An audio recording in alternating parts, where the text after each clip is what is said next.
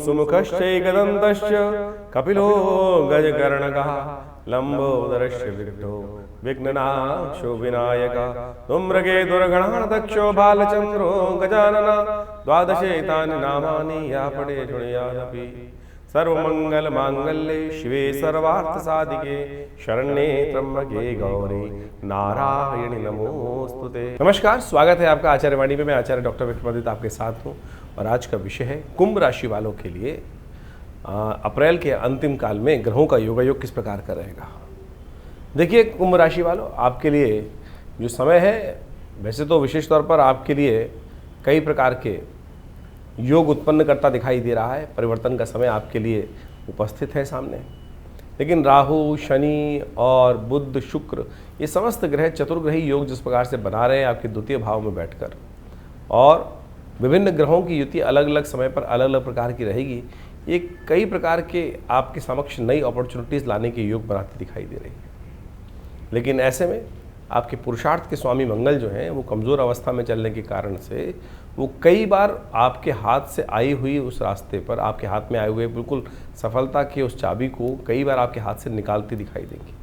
चीज़ें आपके हाथ से फिसलती हुई दिखाई दे सकती हैं आपको। उसके लिए आपको सही समय पर सही चीज़ की अपॉर्चुनिटी का पूर्व सूचना पहले मिल जाए तो आप उसको तैयारी कर पूरे कार्य को ठीक कर सकते हैं। जैसे आप एक बात मान लें कि बहुत सारे कार्य जो जीवन में होने वाले होते हैं उसके बारे में हमें पूर्व अंदेशा प्राप्त हो जाए, सही समय पर सही दिशा प्राप्त हो जाए तो हम जो चीज़ों को और बढ़िया से कर सकते हैं, वही आवश्यकता है।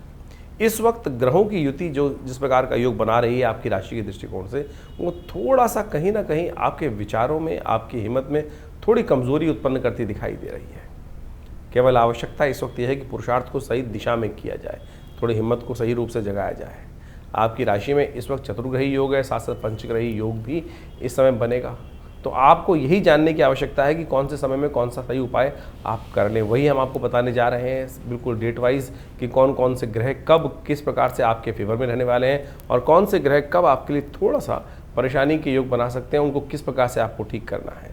सबसे पहले बात कर लेते हैं 21 तारीख की, 21 अप्रैल की सोमवार का अवसर है और उस दिन वैशाख मास के कृष्ण पक्ष की अष्टमी तिथि है और उस दिन ग्रह के दृष्टिकोण से आपके चतुर्थ में बैठे हुए बृहस्पति चंद्रमा पर दृष्टि डालकर गजकेसरी योग का निर्माण कर रहे हैं। लेकिन ये योग आपके लिए कुछ अपॉर्चुनिटीज़ को लाता दिखाई दे रहा है, लेकिन कुछ अधिक खर्चे भी कराता दिखाई दे रहा है। तो ऐसे में ध्यान रखना पड़ेगा कि योग तो शुभ है, लेकिन अननेसेसरी खर्चों पर आपको थोड़ी लगाम लगानी पड़ेगी, थोड़ी मेहनत ज़्यादा करनी पड़ेगी, तब जाकर आप अपने लिए अच्छे योग बना सकते हैं। ऐसे में अष्टमी की तिथि है, कोशिश ये करें। और साथ साथ बसौड़े का दिन है, बड़ा बूढ़ा बसौड़ा जिसे बोला जाता है।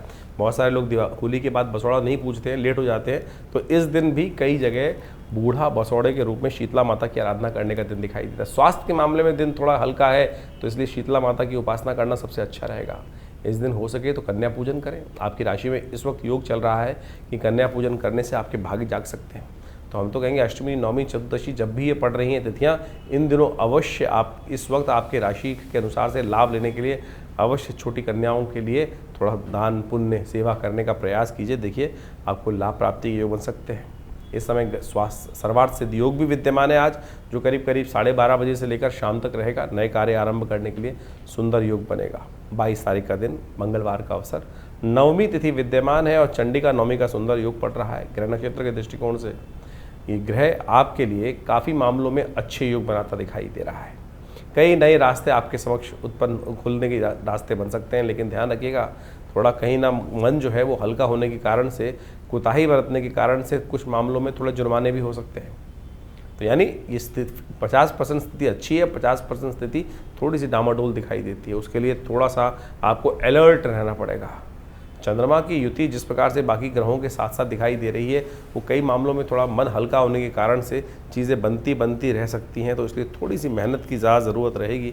आपके लिए अच्छा ये है कि ऐसे में आप मंगलवार का अवसर है, हनुमान जी की सुंदर आराधना करें। हो सके तो हनुमान जी के मंदिर में जाकर गुड़ चने का भोग लगाइए। ईश्वर की प्रेरणा से कृपा प्राप्ति के योग बनेंगे। 23 तारीख बुधवार का दिन है, दशमी तिथि इस दिन विद्यमान है और इस दिन ग्रहों का परिवर्तन का योग भी है। कई सारे परिवर्तनों का योग है। चंद्रमा परिवर्तन की तरफ जा रहे हैं, आपकी राशि में स्वयं प्रवेश कर रहे हैं, वो आपके लिए अच्छा उत्साह का वर्धन दिखाएंगे। बहुत सारी चीज़ों में जो विचार है वो पहले से आपके लिए पूर्वाभास की स्थिति उत्पन्न करेगा। इसके साथ साथ नेपच्यून ग्रह भी परिवर्तन की तरफ जा रहा है। नेपच्यून ग्रह परिवर्तन का योग बनाएगा बहुत जल्दी, उसके लिए आपको तैयारी कर लेनी चाहिए, वो बात करेंगे। लेकिन इसके साथ साथ इस दिन पंचक आरंभ हो रहा है। पंचक जो आरंभ हो रहा है वो विशेष तौर पर थोड़ा सावधान करता है। देखिए, इस वक्त सूर्य राजा है और प्रकृति के दृष्टिकोण से इस वक्त जब सूर्य राजा होते हैं और साथ साथ मंत्री पद भी उनके पास होने के कारण से, और वैशाख के महीने में जिस प्रकार का पंचग्रही चतुर्ग्रही योग बन के तैयार था, वो कहीं ना कहीं उपद्रव उत्पन्न करता है। पंचक कहता है कि साफ साफ कि बहुत सारी चीज़ों में सावधान रहना चाहिए। गर्मी की ऋतु चल रही है और ऐसे में सूर्य राजा होने के कारण से गर्मी का उत्पात ज़्यादा हो सकता है। प्राकृतिक आपदाएं, भूकंप इत्यादि, अग्नि के भय इत्यादि, जो एकत्रित करने वाला पंचक का योग होता है ना, कि यानी तृण ना एकत्र करो, लकड़ी ना एकत्र करो, और साथ साथ ये सब चीज़ों में सावधानी बरतने की ज़रूरत रहेगी। ऐसे में उस सब संबंध से हानि होने के योग बन सकते हैं। जो भी लोग थोड़े से रिस्क वाले काम में हैं, उनको थोड़ा ध्यान रखते हुए कार्य करना चाहिए। भद्रा है, नए कार्य करने से बचें। करीब करीब शाम को 4:45 बजे तक भद्रा का योग रहेगा। इसके साथ साथ इस दिन विशेष तौर पर अच्छा होगा कि श्री गणेश की उपासना करें। श्री गणेश को पीले पुष्प अर्पित करेंगे तो आपके कष्ट दूर करने के लिए गणेश जी रास्ता बनाएंगे। भगवान की कृपा जब होती है ना, तो बहुत सारी चीज़ों में पहले से भगवान रास्ता बना देते हैं नुकसान को बचाने का। 24 तारीख बृहस्पतिवार का अवसर, एकादशी तिथि, और इस दिन एकादशी का सुंदर योग बन रहा है। साथ साथ जैसा हमने कहा कि नेपच्यून ग्रह परिवर्तन की तरफ जा रहा है, वो आपके द्वितीय भाव में चलता हुआ शनि के नक्षत्र में, उत्तरा भाद्रपद नक्षत्र के द्वितीय चरण में प्रवेश कर रहा है। बहुत धीरे गति से चलते हैं नेपच्यून, और ये जो परिवर्तन लाते हैं बहुत महत्वपूर्ण परिवर्तन लाते हैं। और ऐसे में ये परिवर्तन जो है पंचग्रही योग बनकर आपके द्वितीय भाव में तैयार है। क्रिय विक्रिय में कहीं ना कहीं कई मामलों में थोड़ी सी कुताही चीज़ों को स्लो करता दिखाई दे रहा है ग्रह। चीज़ें कार्य करने की आप थोड़ा तेज प्रयास करोगे तब भी गति रिजल्ट लाने में थोड़ा धीरे धीरे, बहुत धीरे धीरे कार्य। इस वक्त कई सारे ग्रह शनि के नक्षत्र में ही चल रहे हैं, और शनि एक बार क्या है, बहुत स्लो ग्रह है, बहुत कार्यों को धीरे मंथर गति में करते हैं। तो ऐसे में भगवान विष्णु की उपासना करें। एकादशी है, भगवान विष्णु का व्रत रखें, हो सके तो उनको पूजन करके उनका चरणामृत ग्रहण करें। ईश्वरी कृपा से कष्ट के दूर करने के योग बनेंगे, चीज़ों को गति लाने के योग बनेंगे। बात कर लेते हैं 25 तारीख शुक्रवार की, द्वादशी तिथि विद्यमान है, और ऐसे में ग्रहों का जो परिवर्तन का योग है, देखिए शुक्र महाराज परिवर्तन करते हुए शनि के नक्षत्र में ही प्रवेश कर रहे हैं। ये सब शनि से ग्रसित होते चले जा रहे हैं ग्रह, और साथ साथ चंद्रमा का परिवर्तन का योग भी बना हुआ है। और तो और बृहस्पति जो एक अगस्त तारा होता है वो भी अस्त होने जा रहा है। ये प्राकृतिक आपदाओं की, तूफान की, और विशेष तौर पर विशेष बारिश इत्यादि, तूफान इत्यादि, ये भूकंप इत्यादि की ग्रहों की सूचना दिखाता दिखाई दे रहा है। कई ग्रह इस वक्त शनि के नक्षत्र में चल रहे हैं, तो ऐसे में थोड़ा ध्यान रखने की ज़रूरत रहेगी थोड़ा चीज़ों को ठीक करने के लिए। ऐसे में आशीर्वाद की आवश्यकता है। आपको अपने कार्यों में भी चीज़ों में सही दिशा निर्देश और आशीर्वाद की आवश्यकता है।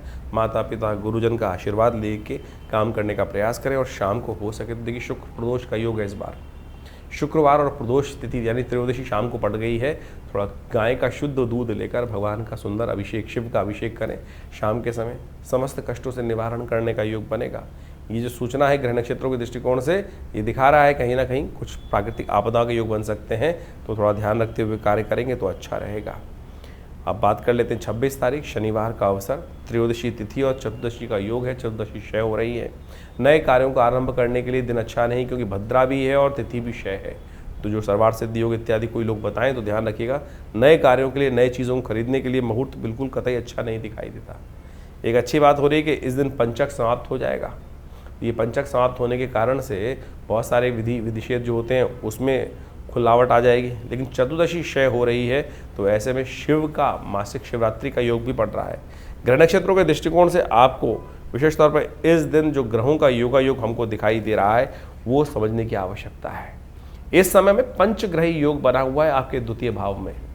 शनि, शुक्र, बुध और साथ साथ राहु इत्यादि ग्रह चंद्रमा के साथ एकत्र होकर आपके द्वितीय भाव में योग बना रहे हैं। ये चतुर्ग्रही योग से कम अनिष्ट कम योग बन जाता है। चतुर्ग्रही योग ज़्यादा अनिष्टकारी होता है बजाय पंचम 5 ग्रह एकत्र होने के कारण से। तो ये 5 ग्रह जो एकत्र हो रहे हैं आपके लिए कुछ रास्ता अच्छा बना सकते हैं। ऐसे में कोशिश ये करें कि आप थोड़ा सा खीर का बनाकर खीर का भोग लगाने का प्रयास करें भगवान शंकर के मंदिर में जाकर, तो वो आपके लिए कल्याणकारी रहेगा। मासिक शिवरात्रि है, शिव का अभिषेक दूध से करें, खीर का भोग लगाएं, तो देखिए भगवान की कृपा से इस संसार में जो अशुभ है उसको मेटना जो है, उसको हटाना जो है, अशुभता को हटाना जो है शिव के ही बस में है। जो है आपके जो अनेक प्रकार के अशुभ योग होते हैं, कष्ट होते हैं, उन सबको त्रिपुरारी ही मेट सकते हैं। तो इसलिए अपशगुनों को दूर करने के लिए, कष्टों को दूर करने के लिए शिव की सुंदर उपासना मासिक शिवरात्रि के दिन करने से समस्त अनिष्ट दूर होते हैं। 27 तारीख का दिन रविवार का अवसर है, अमावस्या तिथि आ गई है और इस दिन जो ग्रहों का परिवर्तन हो रहा है वो भी दिखा रहा है आपके लिए बहुत शुभ योग। आपकी राशि के दृष्टिकोण से साहस में थोड़ा अनेक रास्ते बने दिखाई देंगे और साहस से बहुत सारे कार्य आप करने के योग बना सकते हैं। जन्म आपके तृतीय भाव में पहुंच गया है, लेकिन फिर भी ध्यान रखिएगा कई फालतू के कामों में आप बिजी रहते दिखाई दे रहे हैं। जिन कामों की कोई प्रोडक्टिविटी नहीं है उनको आपको स्कैन करना पड़ेगा, नहीं तो बहुत सारे बेकार के काम आपके पल्ले पड़ते दिखाई दे रहे हैं। तो इससे बचते हुए यदि आपने समय को यूटिलाइज कर लिया तो आपके लिए बहुत सुंदर अच्छा रास्ता रहेगा। इस दिन अमावस्या है, पैतृक कार्य अवश्य करें, पितरों के निमित्त तर्पण अवश्य करें। उनका आशीर्वाद जब मिल जाता है ना तो बहुत सारे कार्य अपने आप भाग्य से रास्ते बन जाते हैं। ऐसे में कोशिश करें अपने पितरों के निमित्त तर्पण, ब्राह्मण भोजन, गऊ ग्रास ये अवश्य करने का प्रयास करेंगे। अन्न का दान कर दीजिए, ये आपके लिए बहुत अच्छा रहेगा। इस दिन सूर्य भी परिवर्तन की तरफ जा रहे हैं। सूर्य भरणी नक्षत्र में प्रवेश करेंगे। भरणी नक्षत्र शुक्र का नक्षत्र माना जाता है और ऐसे में शुक्र उच्च के चल रहे हैं, भरणी नक्षत्र में सूर्य का प्रवेश हो रहा है, तो सूर्य आपकी राशि के दृष्टिकोण से आपके पराक्रम को बढ़ाने का योग बना सकते हैं, आपकी कीर्ति को बढ़ाने का योग बना सकते हैं। इसके साथ साथ बुध भी जो काफ़ी दिन से कमज़ोर चल रहे थे अब रेवती नक्षत्र में प्रवेश करेंगे। बुध का स्वयं का नक्षत्र है और ये आपके लिए ओवरऑल अच्छा ही रास्ता बनाएगा। चीज़ों को ठीक करते रास्ते बनाने के कुछ ना कुछ योग अवश्य देगा। तो ऐसे में ग्रह नक्षत्रों के दृष्टिकोण से ये योग आपके लिए अच्छा है। तो अपने पितरों के निमित्त कुछ उनका आशीर्वाद लेने का प्रयास करना चाहिए। हमने विवेकानंद योगाश्रम में इस शुभ तिथि पर रविवार के दिन अमावस्या पड़ने के कारण से जो आश्रम पर यज्ञ रहता है उसको गायत्री यज्ञ के रूप में रखा है। आप भी अपने पितरों के निमित्त आश्रम पर गायत्री के यज्ञ में भाग लें और वहाँ पर ब्राह्मण भोजन, तर्पण सब करने की व्यवस्था भी रहती है। तो आप वो कर अपने पितरों को के ऋण से निवृत्त होने के लिए रास्ता बनाएं, उनके आशीर्वाद से योग बनाएं। और यदि आप अपने नाम से दूर है और नहीं आ सकते हैं तो अपने नाम से भी इस यज्ञ को कराकर अपने पितरों के निमित्त उस दायित्व का निर्वाह करेंगे तो अच्छा होगा। 28 तारीख सोमवार का अवसर है। शुक्ल पक्ष आरंभ हो रहा है, वैशाख का कृष्ण पक्ष समाप्त हुआ। अमावस्या के साथ साथ प्रतिपदा से शुक्ल पक्ष आरंभ होगा और कई शुभ योगों को लेकर आएगा ये योग। इसमें कई विष्णु के अवतारों का सुंदर योग रहेगा, अक्षय तृतीया का योग रहेगा, परशुराम जयंती इत्यादि के योग बनेंगे। इन सब तिथियों का लाभ लेना चाहिए। ग्रह नक्षत्रों को समझें तो ग्रह परिवर्तन की तरफ आगे बढ़ रहे हैं। इस दिन बृहस्पति महाराज मृगशिरा नक्षत्र में प्रवेश करेंगे, मृगशिरा नक्षत्र के द्वितीय चरण में। और मृगशिरा नक्षत्र जो है मंगल का नक्षत्र माना जाता है और बृहस्पति को यहाँ यदि ताकत प्राप्त होगी तो बृहस्पति बहुत जल्दी आपके भाग्य से बहुत अच्छे रास्ते बनाने जा रहे हैं। बृहस्पति महाराज परिवर्तन की तरफ बहुत तेज गति से चल रहे हैं और ये परिवर्तन आने वाले समय में बहुत अच्छा योग बनाएगा आपके लिए। शनि भी विशेष तौर पर अपने ही नक्षत्र उत्तरा भाद्रपद नक्षत्र में प्रवेश करेंगे। ये दोनों परिवर्तन आपके लिए आपके ग्राफ को बढ़ाने का योग बनाएंगे, आगे बढ़ने की योग बनाते दिखाई दे रहे हैं। ऐसे में शिव का स्तवन करना संपूर्ण रूप से कल्याणकारी रहेगा। नमः शिवाय का जप करें, सुबह सुबह जल से भगवान शिव का स्नान कर जल का दान करें, देखिए कल्याणकारी योग बनते दिखाई देंगे आपको। 29 तारीख का दिन मंगलवार का दिन है और इस दिन द्वितीया तिथि है और विशेष तौर पर कुंभ राशि वालों के लिए ग्रह नक्षत्रों के दृष्टिकोण से देखें तो चंद्रमा उच्च के होकर सुबह 4:54 पर बृहस्पति के साथ एक स्थान पर बैठकर आपके लिए सुख का पदार्पण करने का कहीं ना कहीं से रास्ता बनाएंगे। कंफर्ट्स को देने के योग कहीं ना कहीं बना सकते हैं। इस दिन विशेष तौर पर सर्वार्थ सिद्धि योग भी विद्यमान है जो पूरे दिन रहेगा। साथ साथ परशुराम जयंती है तो कोशिश करें ब्राह्मणों की सेवा करें, विप्रजन की सेवा करें, उनका आशीर्वाद लें। हमारी भारतीय संस्कृति में अश्वत्थामा, बलिर्व्यासो, हनुमानश्च विभीषणा, कृपा परशुरामस्य मार्कंडे च अष्टमा, ये अष्ट चिरंजीवी कहे गए हैं।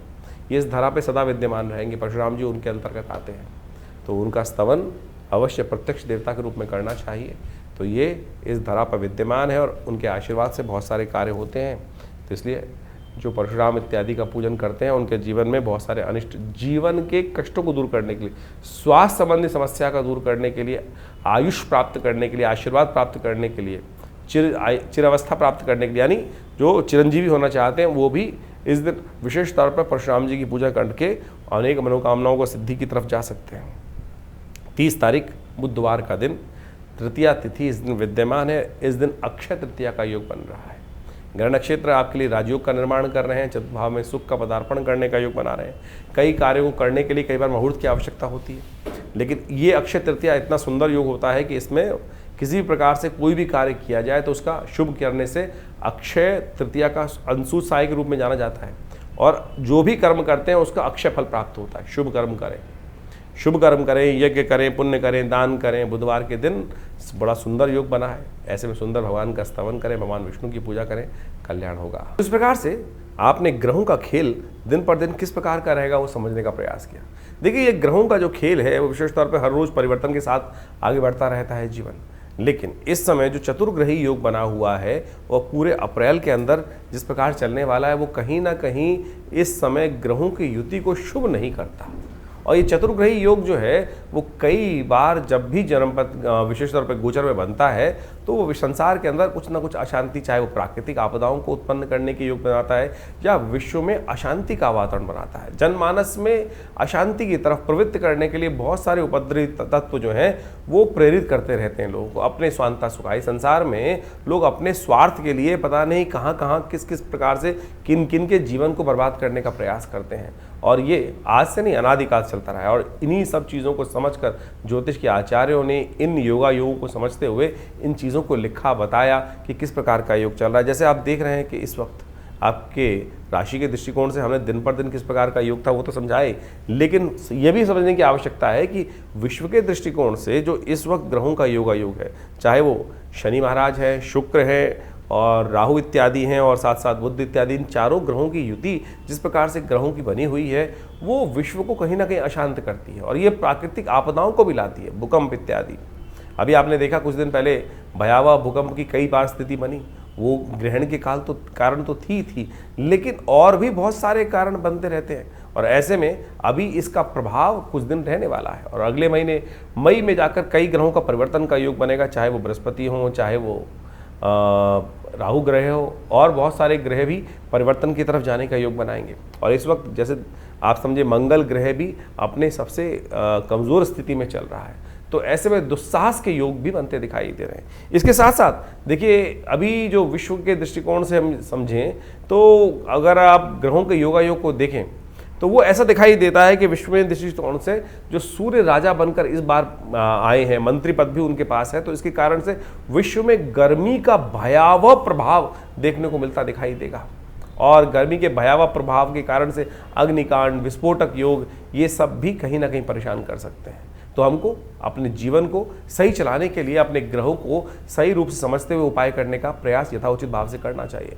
कई लोग विशेष तौर पर अपने ग्रहों को समझकर परेशान हो जाते हैं और कई बार गलत रास्ते पे चल देते हैं। देखिए, शास्त्र में तो सिद्धांत के तौर पे ग्रहों का उपचार बताया गया है। उपचार बड़ा सीधा साधा है, परमात्मा की आराधना करना और सबसे पहले समय को पहचानना कि समय क्या करवाने जा रहा है हमसे, हम किस प्रकार से अपने आप को रोक सकते हैं। यही सही दिशा निर्देश, सही गुरु का वाक्य, सही आशीर्वाद मिल जाए तो क्या होता है कि हम गलत तरफ जाने से बच जाते हैं। नहीं तो जीवन है, चलना है, ये धरा तो गोल ही है, चाहे इधर से जाओ चाहे इधर से जाओ, लेकिन सदगुरु की प्रेरणा होगी तो जो दिशा हमारे लिए उपयुक्त होगी वो हमको प्राप्त हो जाएगी। सही दिशा में हम कार्य करने शुरू कर देंगे, और नहीं तो फिर संसार में गोल चक्र तो है ही, एक लंबा रास्ता एक छोटा रास्ता है। तो इसलिए यदि अनुभव का लाभ लेते हुए हम जीवन में अपने सही मार्ग पर चलने का प्रयास करेंगे तो बहुत अच्छे से जीवन को बहुत बढ़िया तरीके से आगे बढ़ने का रास्ता बना सकते हैं। लेकिन लोभ एक ऐसी चीज़ है, और तो और साथ साथ हम अहंकारवश, लोभवश, मोहवश कई बार अपने जीवन को कष्ट में डाल देते हैं। देखिए, पुरानी कहावत है, आए थे हरि भजन को ओटन लगे कपास। हम लोक को सुधारने का प्रयास करें या परलोक को सुधारने का प्रयास करें तो इस बात को समझे एक ही सुधरेगा। और हरि कृपा ऐसी है कि भगवान का यदि स्तमन करे तो लोक भी सुधर सकता है, परलोक भी सुधर सकता है। लेकिन संसार के माया के प्रपंच से अपने आप को दूर करते हुए कार्य करने का प्रयास करें। अभी आने वाले समय में बहुत सारे सुंदर उत्सव पड़ने वाले हैं। इन सब उत्सवों को हमारी भारतीय संस्कृति में हमारे ऋषि मुनियों ने सनातन पद्धति में हर रोज़ कोई उत्सव का सृजन किया। कारण क्या था? कारण यही था कि मनोमस्तिष्क फालतू के कामों से लगकर हटकर उस परमात्मा की स्तवन में अपने आप को लगा लें। तो वो क्या होता है कि बहुत सारे गलत रास्तों से व्यक्ति बच जाता है और कष्ट से भोगने से बच जाता है। लेकिन हमारे जीवन में जो कर्म का क्षेत्र है वो हर क्षण कुछ ना कुछ कर्म की तरफ हमको प्रेरित कर रहा है। कोशिशें करें, सदकर्म की तरफ प्रेरित करने का प्रयास करें अपने आप को, लोगों को। नहीं तो क्या होता है कि गलत कर्म की तरफ प्रेरित करोगे। कई बार हम अपने आश्रम में लोगों के जो यज्ञ इत्यादि होते हैं उसके बारे में बता देते हैं, तो कई लोग इस प्रकार से बोल देते हैं कि भैया आचार्य जी आश्रम का ऐड कर रहे हैं। देखो, ऐड करने की हमें ना तो कोई ज़रूरत, अगर यज्ञ इत्यादि आश्रम पे हो रहे हैं तो बताना चाहिए, लोगों को प्रेरित करना चाहिए। एक शराबी है, वो लोगों को प्रेरित करता है, आओ शराब के पार्टी में बैठो, और जुआ खेलने वाले कहते हैं जुए में खेलने का प्रयास करो। अगर हम सदकर्म कर रहे हैं और सदकर्म के बारे में लोगों को बता रहे हैं तो ये एडवर्टीजमेंट नहीं है, गलत की तरफ नहीं ले जा रहे। तो अगर आपको कई लोगों को, और आप एक बात और समझ लें कि आपके जीवन में हम कैसे समझें कि हम धर्म, हमारे अंदर अभी धर्म का उदय हो रहा है या अंत हो रहा है। धर्म की बात सुनकर यदि किसी व्यक्ति को कहीं ना कहीं मन में क्रोध आने लगे, गुस्सा आने लगे, तो समझ लो कहीं ना कहीं पाप प्रवृत्ति अभी जीवन में कहीं ना कहीं परेशान करने के आगे योग बना रही है। तो इसलिए अपनी भावना को पवित्र रखें। तो हमने जो जो आपके संबंध बातें रखी हैं, जो जो जो उत्सव होते हैं आश्रम के बारे में, वो सब अवगत कराते रहते हैं। कोशिश ये करें आप भी अपने जीवन को, अपने बच्चों को, अपने परिवार वालों को, लोगों को, मित्रों को सही दिशा में डालने का प्रयास करें। सही दिशा में आपका कर्तव्य का केवल इतना है कि चलो भाई परमात्मा का भजन करें, चलो भाई अच्छे कर्म की तरफ चलें। और समझ लो अगर आपकी वजह से कोई एक आध व्यक्ति भी सदकर्म की तरफ लग गया तो उसके द्वारा किए गए पुण्य भी आपको लग जाएंगे। ये सब सैद्धांतिक तौर पर है। जैसे आप इसको मॉडर्न में वैसे समझ सकते हैं कि किसी गलत व्यक्ति को गलत काम के प्रेरित किया, चोरी डकैती और उल्टे सीधे कामों के लिए, और उसने जो कर्म किया उसने कहीं जाके आपका नाम ले दिया कि भाई, तो आप भी उस कानून के चक्कर में फंसेंगे ना। तो इसी प्रकार से यदि आप किसी को पुण्य की तरफ प्रेरित कर रहे हैं तो पुण्य, उसके द्वारा किए गए पुण्य आपको प्राप्त होंगे। और किसी गलत कार्य की तरफ प्रेरित करोगे, चाहे जैसे हमने जो 2-3 अभी उदाहरण दिए आपके सामने, तो आप समझ लीजिए उसके द्वारा किया गया गलत कर्म भी आपको भी भोगना पड़ेगा। ये संसार में बिल्कुल नियम है सही रूप से। तो इसलिए सही तरफ चलने का हम प्रयास करेंगे तो अपने कर्म से, जीवन से अपने, हमें बहुत सारे कष्टों से निवृत्त होने का योग बन जाएगा। और एक बात और समझें, यदि बिना कुछ कारण के भी आपके जीवन में यदि कष्ट, मन दुख है, परेशान है, कष्ट जीवन में आए चले जा रहे हैं, तो सोच लीजिए कि अभी हमारा जो डेबिट क्रेडिट का अकाउंट है ना कर्मों का, वो कहीं ना कहीं नेगेटिव हो रहा है। शुभ कर्म अपने आप ज़्यादा से ज़्यादा करने का प्रयास करें। जब वो घड़ा शुभ कर्म से लबालब भरा रहेगा तो आप समझें कि आपके बहुत सारे कष्ट कब आएंगे, कब चले जाएंगे, पता भी नहीं चलेगा। तो इसलिए इस सिद्धांत को समझ लीजिए, यदि छोटा सा कष्ट भी आपको बार बार आके परेशान कर देता है तो समझ लीजिए हमारे पुण्यों के अकाउंट में कितना नेगेटिव बैलेंस है कि हम छोटे छोटे कष्टों से परेशान हो रहे हैं, जिनका वास्तविक जीवन में कोई औचित्य ही नहीं है। और सामने वाला जिसको हम देखकर कई बार ईर्ष्याग्रस्त हो जाते हैं कि भाई उसको भी जीवन में कष्ट सबके आ रहे हैं। सूर्य तो निकल रहा है तो उष्ण जो गर्मी है वो हर एक के लिए पैदा कर रहा है, बरसात हो रही है तो हर एक को गीला कर रही है, लेकिन किसी को उसका दुष्प्रभाव होता है और किसी को उसका शुभ प्रभाव होता है। वो इसलिए कि हमारे पुण्य किस प्रकार के हैं। तो आप सही रूप से पुण्यों को बढ़ाने का प्रयास करें, यही अध्यात्म का रहस्य है। ये न केवल प्रकारेण, यानी ऐसे या वैसे कैसे भी अपने आप को सद्कर्म की तरफ प्रेरित करने का प्रयास करें। इसके लिए शास्त्रों में अनेक नियम, चाहे वो योग कथाएं हों, चाहे वो यज्ञ हो, चाहे वो दान हो, चाहे वो पुण्य हो, चाहे वो सद्गुरु का आशीर्वाद हो, या अच्छे लोगों के सानिध्य में बैठने की कर्म बनाए गए हैं, वो सब शास्त्र के अनुसार से आपको पुण्यों को बढ़ाने की तरफ ही ले जाते हैं। और वहीं उसके लिए थोड़ी प्रयास करना पड़ता है, श्रुति को ऊर्ध्वगामी बनाना पड़ता है, उठाना पड़ता है, अपनी प्रवृत्ति को नीचे की तरफ जाने की बजाय ऊपर की तरफ उठाना पड़ता है, उसमें लगती है मेहनत। और गलत तरफ जाने के लिए तो आप बैठ चल करते हैं, उल्टे सीधे काम तो बहुत सारे ऐसे हैं, रोज़ शाम को लोग आपको बैठा सकते हैं। तो आप उस पर रोक, उस पर बंदिश, उस पर थोड़ा सा संयम करने का प्रयास करोगे तो खुद देखोगे धीरे धीरे परिवर्तन का रास्ता आपके जीवन में अवश्य बनेगा। और जानिए आपके जीवन में किस प्रकार के ग्रह योग चल रहे हैं, उसके लिए हम लगातार आपके साथ रहते ही हैं। तो आशा करते हैं इन सब दिशा निर्देशों को सही से समझेंगे और अपने जीवन के कष्टों को दूर करने का आप अवश्य योग बनाएंगे।